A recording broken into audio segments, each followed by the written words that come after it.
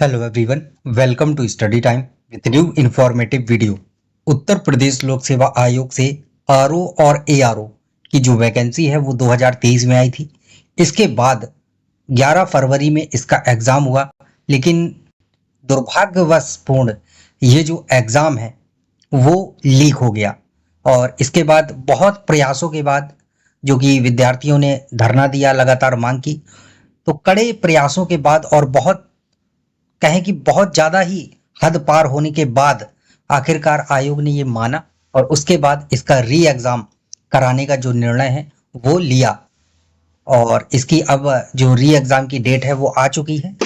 और इसके बाद आपको पता है कि चुनाव की प्रक्रिया चली, और चुनाव में जो सत्ता पक्ष में जो सरकार थी, जो पार्टी थी, उसकी कह सकते हैं कि एक ठीक ठाक तरीके से अच्छी सी जो, हालांकि जीत हो गई है लेकिन देखने में तो हार ही लग रही है। फिर उसने समीक्षा की कि ऐसा क्या हुआ, और पहली ही मीटिंग ऐसी हुई जिसमें विद्यार्थियों की ओर जो है ध्यान गया कि आखिरकार जो विद्यार्थी पिछले 4-5 साल से चिल्ला रहे थे कि पेपर सही तरीके से हो, टाइमिंग से हो, वैकेंसी समय पर आए, समय पर वैकेंसी कंप्लीट हो, तो अब जाकर सरकार जो है वो जागी है। और इसने एक शासनादेश भी जो है वो अब जारी किया है कि अगर उत्तर प्रदेश में जो भी भर्ती परीक्षाएं हैं वो आगे से होंगी तो उनमें जो पूरी प्रोसेस है वो कैसे होगी, और जिसमें आपकी ये आरओ की भी परीक्षा शामिल है, यानी कि यूपीपीएससी को भी शामिल किया गया है। साथ ही जो भी और आयोग हैं, चाहे यूपी ट्रिपल एससी हो या अदर जो भी हैं, यानी कि उत्तर प्रदेश में अब कोई भी परीक्षा होगी तो वो जो उत्तर प्रदेश ने नियमावली बनाई है उसी के अकॉर्डिंग होगी।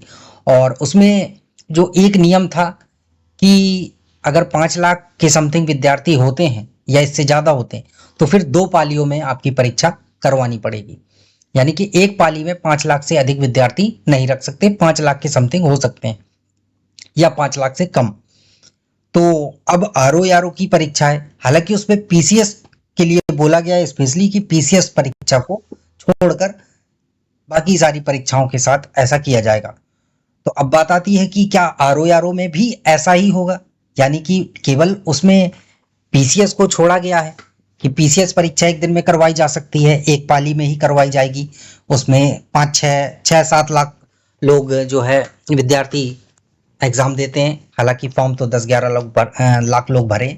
आरओ में भी सेम है, तो उसमें आरओ का नहीं बोला गया है। तो क्या आरओ का एग्जाम 2 पालियों में होगा?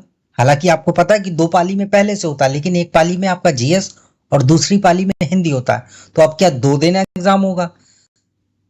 तो इसको लेकर विद्यार्थी जो है कंफ्यूज थे। तो आपकी कंफ्यूजन दूर करने के लिए बता दूं कि ऐसा कुछ भी नहीं है।